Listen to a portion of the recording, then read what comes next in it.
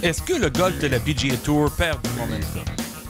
Bienvenue à Focus. Bonjour, ici Ray Lalonde et voici mon podcast sur le sport et la business et les grands enjeux de l'industrie. Et c'est parti. Je vais vous parler de la saison de golf de la PGA Tour actuellement. Je sens qu'il y a un peu de ralentissement. Je trouve qu'actuellement, là, on est au mois d'août. On est habitué de passer au PGA Championship dans quelques semaines. Et puis, on se retrouve, il n'y a pas d'enjeu majeur, pas avant le Tour Championship à la fin du mois d'août à East Lake, à Atlanta. Et la raison, c'est qu'évidemment, on a reconfiguré le calendrier. Et la raison que j'aborde le sujet, c'est que je trouve que c'est pas nécessairement encore prouvé que ça a été une bonne décision. On a déplacé le PGA Championship du mois d'août au mois de mai. On voulait créer 5 événements intenses, consécutifs, mois par mois, à partir du Players Championship en Floride à Sawgrass au mois de mars, le Masters au mois d'avril, et là, le PGA Championship prend sa place au mois de mai, suivi du US Open au mois de juin, puis le Open Championship, c'est-à-dire le British Open au mois de juillet. Autrefois, il y avait un autre majeur à jouer au golf au mois d'août, et là, on n'a plus. Alors, on se retrouve avec le Wyndham Championship cette semaine, le début des playoffs de la FedEx Cup la semaine prochaine, le Northern Trust Open, ensuite le BMW Championship, puis ensuite le Tour Championship à East Lake. La raison pourquoi, c'est que je pense fondamentalement que la PGA Tour a choisi de s'éloigner de l'ouverture de la saison de football de la NFL. Puis ça, c'est en début septembre. En plus de la NCAA, on est d'accord pour dire que c'est très populaire. Puis c'est difficile pour les autres sports de bien vivre au début de saison. Il faut dire aussi que la saison de football de la NFL dure jusqu'en février. Donc, on va devoir composer avec ça d'une manière ou d'une autre. Mais c'est vrai qu'en septembre, ils sont pas mal passionnés. Il y a pas mal d'intensité autour de la NFL. Les gens sont au rendez-vous. Puis ça laisse peu de place, surtout le week-end, un dimanche après-midi puis un dimanche soir, pour des championnats de golf. Alors, c'est peut-être une raison stratégique. On sera mieux positionné pour commenter là-dessus dans quelques années. Mais il y a une chose qui est claire, c'est qu'on a voulu terminer tout ça avec la FedEx Cup à la fin du mois d'août. En passant, la FedEx Cup a pris du galon cette année parce qu'on a augmenté la bourse totale et surtout la bourse aux gagnants qui était de 10 millions de dollars. C'est quand même extraordinaire, mais là, ça passe à 15 millions cette année. Et la raison pourquoi ça passe à un montant si élevé, encore une fois, il y a l'argent de la commandite, bien sûr. Il y a l'argent de la télé. On veut que FedEx ait un événement qui attire tous les meilleurs joueurs. On veut que les joueurs participent au maximum de tournois durant l'année pour accumuler des points. Là, c'est une saison qui est dominée par Brooks Koepka. Mais il y a une chose qui est claire, c'est que c'est important que les meilleurs soient au rendez-vous, qu'ils prennent le tournoi, ou les playoffs, de la FedEx Cup au sérieux. Alors, en donnant 15 millions aux gagnants, on améliore nos chances à ce niveau-là. Sauf que ce que j'ai remarqué, c'est qu'il y a comme un gap, là, il y a comme un trou béant dans le calendrier. Puis là, on a quelques semaines où on n'a pas bien d'attente.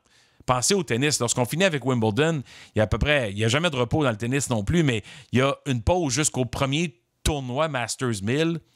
Et cette année à Montréal, la Coupe Rogers, suivie à Cincinnati d'un autre Masters 1000. Et ça fait partie du US Open Series, qui mène jusqu'au US Open à New York à la fin du mois d'août, début du mois de septembre. Donc, on est encore dedans, là, dans les tournois majeurs. Mais au golf, c'est fini. Et je questionne un peu parce que je regarde deux choses.